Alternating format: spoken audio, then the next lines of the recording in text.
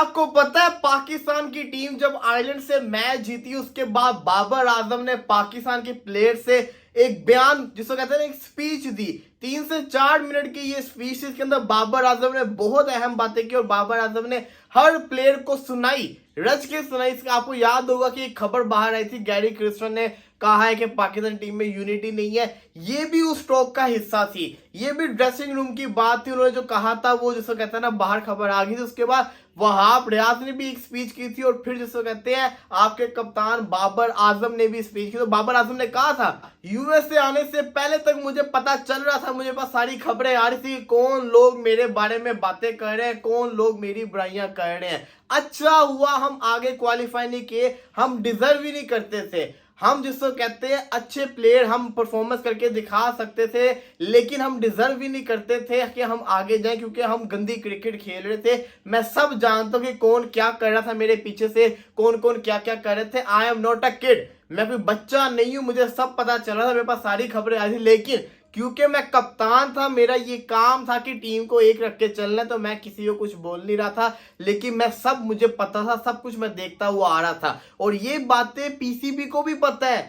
PCB ने ऐसे ही नहीं बाबर आजम को एज अ कैप्टन रिटेन करने का फैसला है, क्योंकि पीसीबी भी जानता है कि गलती बाबर की नहीं, गलती उन प्लेयर्स की है जिन्होंने ये जिसको कहते हैं ना पूरा प्रोपेगेंडा चलाया। इसके अंदर सारे के सारे प्लेयर शामिल हो रहे हैं। बाबर आजम ने किसी एक को नहीं, बाबर आजम ने ड्रेसिंग रूम के अंदर मौजूद जितने भी खिलाड़ी थे सबको उसने सुनाई है और सारे चुपचाप बैठे हुए थे क्योंकि सबको पता था उनकी गलती है। बाबर आजम ने कहा कि मैं हर चीज नोट कर रहा था, कौन क्या कर रहा है, कौन क्या नहीं कर रहा, कौन क्या करवाना चाह रहा है। वहाब रियाज की भी एक स्पीच हुई थी, गैरी क्रिस्टन की भी हुई थी, बाबर आजम की भी हुई थी। इससे पहले तक होता था कि जो सीनियर खिलाड़ी थे वो भी स्पीच किया करते थे, लेकिन उन्होंने नहीं की। बाबर आजम के बाद कहानी खत्म होगी और पाकिस्तान के कुछ खिलाड़ी वापस आ गए, कुछ खिलाड़ी जिसको कहते हैं ना उधर ही रुक गए, यूके के अंदर जिसको कहते हैं हॉलीडे मनाने के लिए चले गए। तो पाकिस्तान टीम के हालात कुछ नजर नहीं आ रहे। थोड़े दिन पहले खबर आई थी कि शाहीन रिजवान बाबर आपस में जिसको कहते हैं ना थोड़ा इनका हालात खराब चल रहे हैं, लड़ाई हुई हुई है और वो जिसको कहते हैं ना बातें हकीकत से बन के सामने आ रहे हैं,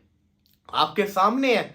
एशिया कप से लेकर अगर आप अंदाजा लगाएं तो इनकी लड़ाइयां खत्म होने का नाम ही नहीं ले रही और उनके दरमियान में ही बातें आती हैं जो एक जिसको कहते हैं झुट होके खेला करते थे, शाहीन बाबर रिजवान जो कि एक थे।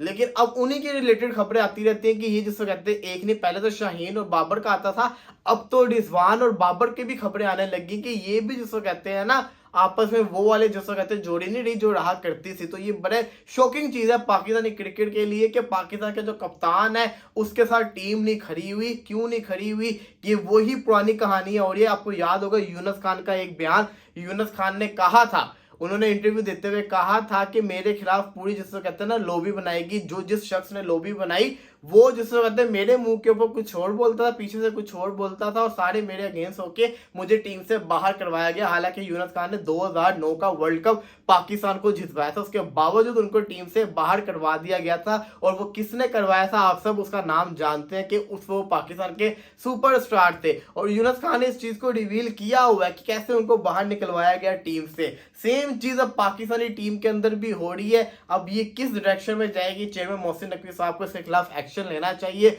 और एज सून एज पॉसिबल जो भी टीम के अंदर गंद फैला रहा है उसको टीम से बाहर करना चाहिए, क्योंकि ये टीम का माहौल खराब कर रहे हैं।